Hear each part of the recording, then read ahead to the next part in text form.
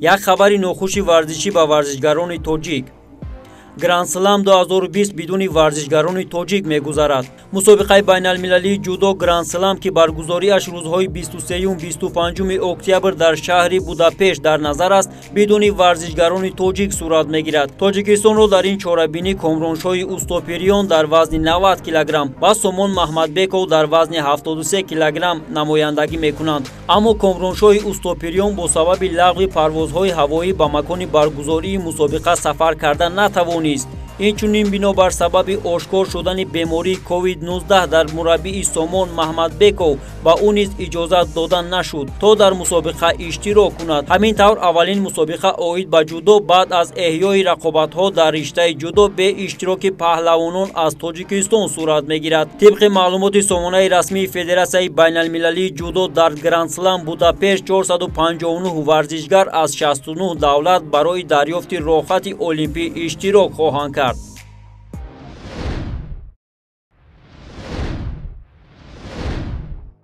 آیا رونالدو بر ضد بارسا بازی میکند؟ پس خبرات با دقت گوش کنید. حمله‌گری دسته یوونتوس کریستیانو رونالدو در بازی دور دوم مرحله گروهی لیگ چمپیون‌ها بر ضد بارسلونا به میدان برآمدن نمیتواند. طبق اطلاع مارکا پرتغالی باز یک بار دیگر از آزمایش کرونا ویروس گذشت که آن باز هم مثبت برآمد. طبق پروتکل اویفا برای اشتراک در واخوری با بارسا کریستیانو باید یک هفته پیش از بازی سنجش منفی پیشنهاد میکرد. یادآور میشیم که 13 اکتبر معلوم شد که رونالدو با کرونا ویروس گرفتار شده است. بازی یوونتوس بارسلونا 28 اکتبر در ورزشگاه آلیانس تورین برگزار می شود.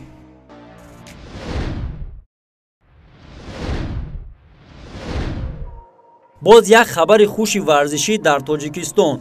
دوشنبه میزبان مسابقه تایکواندو VTF 24 و 26 اکتبر در شهر دوشنبه سه مسابقه عاید به تایکواندو جهانی VTF برگزار می شود. طوری که رئیس فدراسیون تایکواندو VTF تاجیکستان جهانزیب قرمیشев اطلاع داد، دوام 3 روز در مکتب جمهوریوی مهارت عالی ورزشی عاید به نمودهای تایکواندو برگزاری مسابقه جمهوریوی عاید به تایکواندو VTF بین جوانان سال تولدشان 2003-2005 مسابقه کشاد فدراسیون تایکواندو VTF جمهوری تاجیکستان و مسابقه جمهوریوی عاید به تایکواندو VTF بین نورسان سال تولدشان 2009-2013 بخشیده به سالهای رشد دهات، سیاحی و هنرهای مردمی در نظر است. مسابقه میان جوانان از روی سه رویه کیروگی پومسه دستوی، مسابقه میان نورسان از روی دو رویه کیروگی پومسه و مسابقه کشاد فدراسیون از روی رویه کیروگی دایر میگردند. مقصد از برگزار کردن مسابقه ها معین کردن بهترین ورزشگران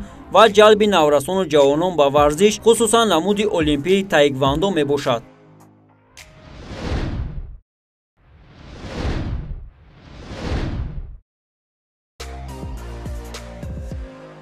المپیادای توکیو برگزار می‌گردد، اما با قاعده‌های نو.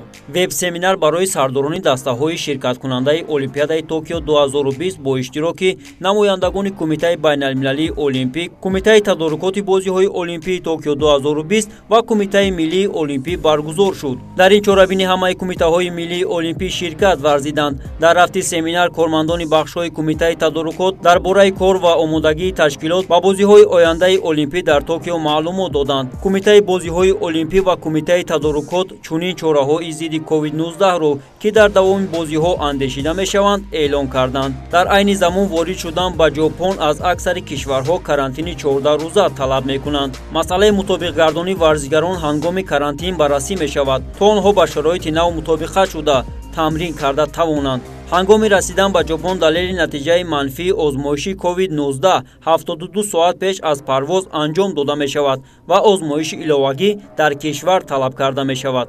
بررسی یک قطار چاره‌ها عاید به محافظت ورزشگران توسط کم کردن تماس، بعضی محدودیت‌های رفتاری ورزشگران طلب کردن ممکن است. مثلا معنی معاشرت آنها با آدمان بیرون از دهه پیش بینی شده است. جانب‌ها اعلان کردند که با سازمان عمومی جهانی تندرستی همکاری نموده، اینچنین ثمراناکی واکسین‌هایی را که در کشورهای مختلف تهیه می‌شوند نظارت خواهند کرد. پرزیدنت کمیته بازی‌های المپی توماس باخ تاکید کرد که برای حفظ سلامتی همه اشتراک کنندگان المپیاد تدبیرهای نظررس اندیشیده می‌شود. бозиҳои олимпӣ дар Токио аз 23 июл то 8 августи соли 2021 ба нақша гирифта шудааст. Дар доираи олимпиада варзишгарон барои 339 маҷмӯи медалҳо аз рӯи 33 намуди варзиш рақобат хоҳанд кард.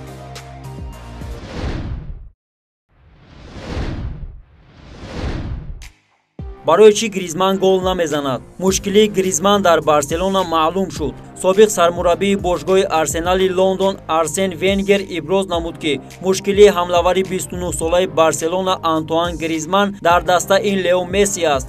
ӯ вақти зиёд аст ки дар мавқеи асосии худ бозӣ намекунад. вақте футболбозро дар мавқеи асосии худ намегузорӣ, бозӣ хуб намеравад. имрӯзҳо Гризман бояд дар маркази майдон бозӣ кунад, чаро ки ӯ истеъдоди баланди голзанӣ дорад.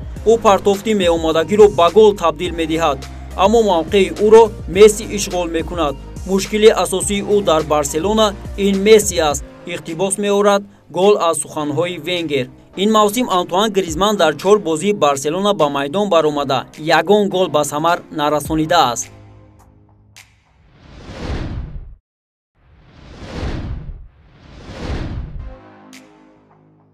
ҳабиб ҷиҳати тарафҳои пурқувватии рақибаш нақл кард. ҳабиб Нурмагомедов қаҳрамони феълии UFC дар вазни сабук ҷиҳати тарафҳои пурқувватии рақибаш Ҷастин Геҷи барои мухлисонаш нақл намуд. ӯ мегӯяд: рақиби ман хело бераҳм аст, махсусан зарбаҳои пою дасташ сангинанд. ӯ қаҳрамони муваққатист. зарбаҳои дасташ бахусус аз дигарон фарқ мекунад. зарбаҳои тавассути пойро моҳирона истифода мебарад. фикр мекунам дар нави гӯштин Геҷи аз Конур ва Дастин афзалият дорад. чунон худро омода кардам ки 100 бор ӯро ба замин афтонам, иброз кард дар нишасти матбуотии охиронаш Ҳабиб.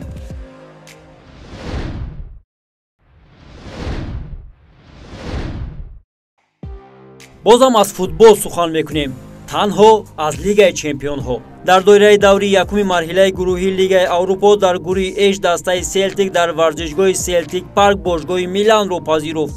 ҳисоби вохӯрӣ дар дақиқаи 14 аз ҷониби Радек Куринч боз карда шуд. дар охирҳои қисми якуми бозӣ Браҳим Диас бартарии миланиҳоро дучанд сохт. дар дақиқаи 76 Муҳаммад Эл-Юнусӣ бо як голи ҳарифон ҷавоб гуфт. дар дақиқаҳои иловагии нимаи дуюм Йенс охирин голи дидорро марбути номи худ кард. бо ҳамин дар майдондорӣ дастаи Милан бо ҳисоби 3-1 пирӯз гардид. дар бозии дигари гурӯҳ дастаи Лил дар сафар тими Спартаи Чехияро торумор кард.